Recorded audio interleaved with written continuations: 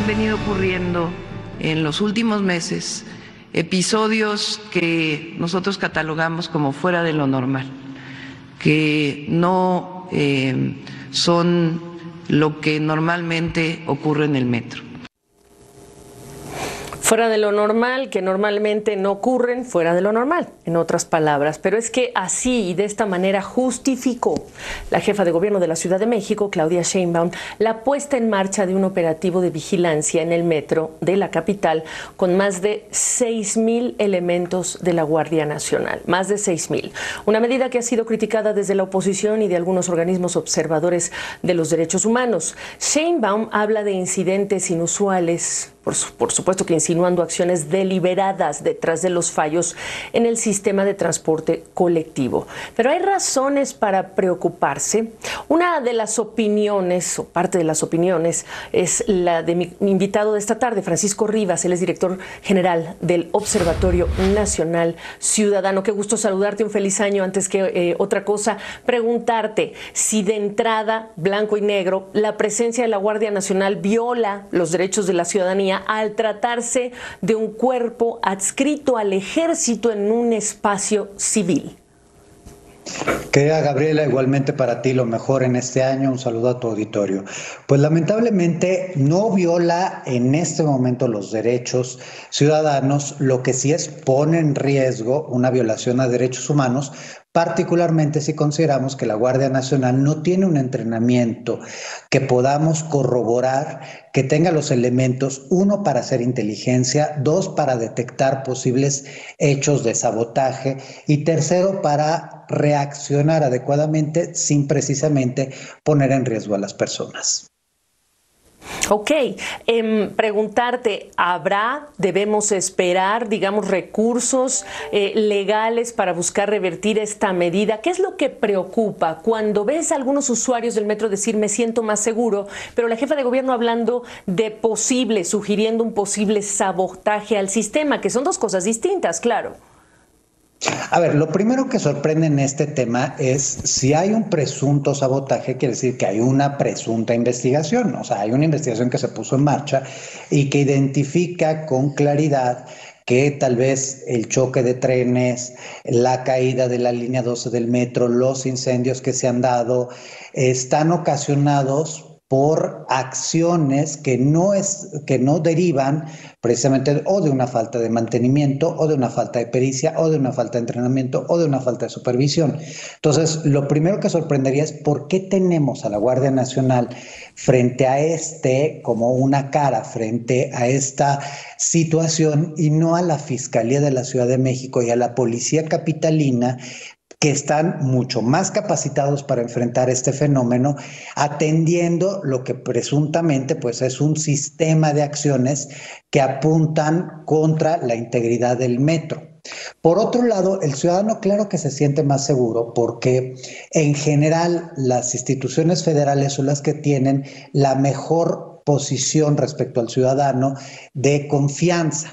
Cuando hablamos del ejército, más del 90% de los ciudadanos confía en el ejército, más del 80% de los ciudadanos confía en la Guardia Nacional, las policías estatales y fiscalías están muy por debajo de eso. Entonces, el ciudadano tiene esta confianza porque no tiene la experiencia directa y cercana como se tiene con las policías capitalinas o con la policía del resto del país para identificar o posibles hechos de corrupción o posibles abusos o posibles errores. Entonces, la idea que genera, si es de confianza, no necesariamente los hechos. De hecho, la Guardia Nacional, a partir de su creación, se dispararon las violaciones graves a derechos humanos, las desapariciones forzadas y otro tipo de aspectos que pues sí nos deberían de preocupar, y al mismo tiempo tampoco ha tenido números que sean números que nos muestran una mayor capacidad. Si nosotros comparamos la Guardia Nacional con el desempeño de la Policía Federal, pues está muy por debajo.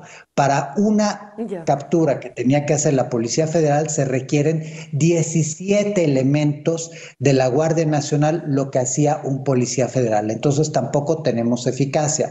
A mí me parece que las instancias, muchas instancias ciudadanas muchos colectivos de personas, particularmente de derechos humanos, estarán poniendo atención a que no se violen los derechos de los usuarios del metro, pero principalmente que se dé una respuesta a todos los problemas que se siguen suscitando en un sistema tan importante como es el metro de la Ciudad de México.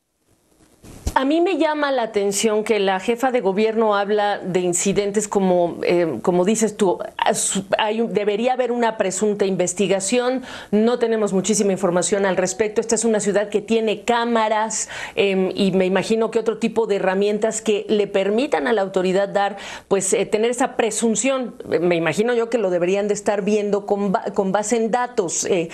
Pero dice el presidente, ¿qué tal si son actos provocados que quieran que suceda una desgracia mayor? Esta es, digamos, una declaración muy peligrosa, porque la pregunta que te quiero hacer para empezar a cerrar, ¿cuánto tiempo debe dar la ciudadanía a la presencia de la Guardia Nacional para que se agote la instancia de, digamos, la hipótesis de la jefa de gobierno o se haga la alternativa, que puede ser peritos, técnicos y lo demás?